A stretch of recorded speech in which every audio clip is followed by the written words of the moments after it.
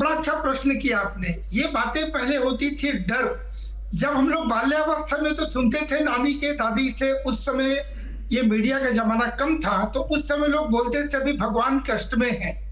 अभी तो कुछ समझने की बात है, भगवान को कष्ट हो जाए तो पूरी सृष्टि बैठ जाएगी। तो भगवान को ये कष्ट नहीं है, एक नेगेटिविटी, एक नकारात्मक एक प्रकार से इस प्रकार के प्रभाव वातावरण में अवश्य आ जाते हैं जो दूषित होता है, जिससे हमें सावधानी करने की आवश्यकता है। यही कारण है कि मंदिर के कपाट बंद हो जाते हैं। धार्मिक दृष्टिकोण से बोलते हैं कि अभी शुभ समय नहीं है, तो क्या शुभता अशुभता की तो कोई बात है नहीं, क्योंकि हमारा भी धर्म जो है पूर्ण रूप से ये विज्ञान पर आधारित है।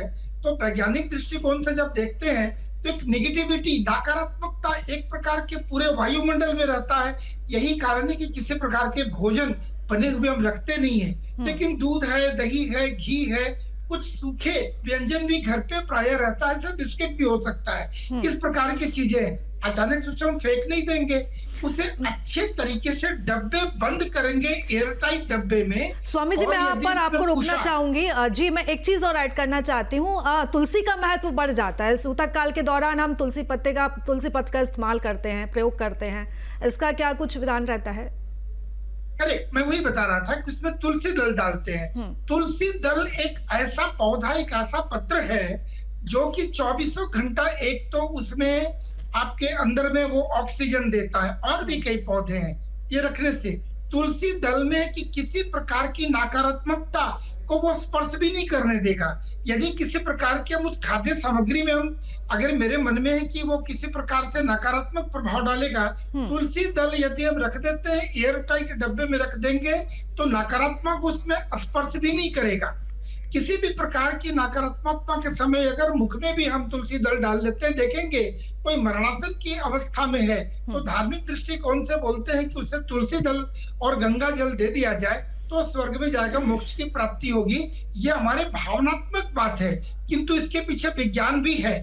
ये सारे दृष्टिकोण को देखते हैं, तुलसी दल डालना सबसे इफेक्टिव है और डब्बा बंद कर देते हैं। फिर जैसा बताया कि सूतक काल जो 9 घंटे पहले लग जाता है, जो 12:59 से लग गया, इस बीच में किसी प्रकार का भोजन, खाना पीना वर्जित है जो स्वस्थ है, किंतु बालक, वृद्ध, गर्भवती महिला और रोगी को छोड़कर यथासंभव वो पालन कर पाए।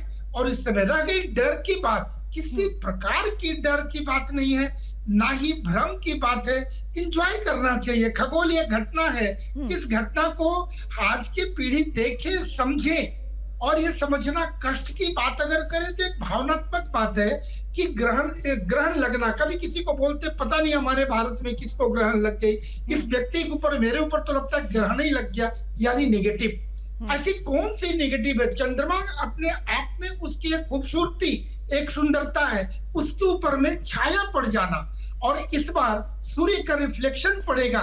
इस बार की आज की चंद्र ग्रहण में वो रिफ्लेक्शन के कारण एक रेडियस आएगा, और वो रेडियस का किरण जो रिफ्लेक्ट करेगा वो पृथ्वी पे पड़ेगा। वो रिफ्लेक्ट करके वो थोड़ा सा हल्का लालिमा लिए हुए पृथ्वी में आते आते पूरा लाल तो नहीं होगा, लेकिन वो लालिमा लिए हुए ऑरेंज कलर, नारंगी की तरह आएगा। इसी कारण से आज के चंद्र ग्रहण को हम ये ब्लड मून भी कहते हैं, क्योंकि एक ब्लडी, एक उस प्रकार का रक्त की तरह से मिलता है, इसीलिए इसे ब्लड शब्द जोड़ दिया गया।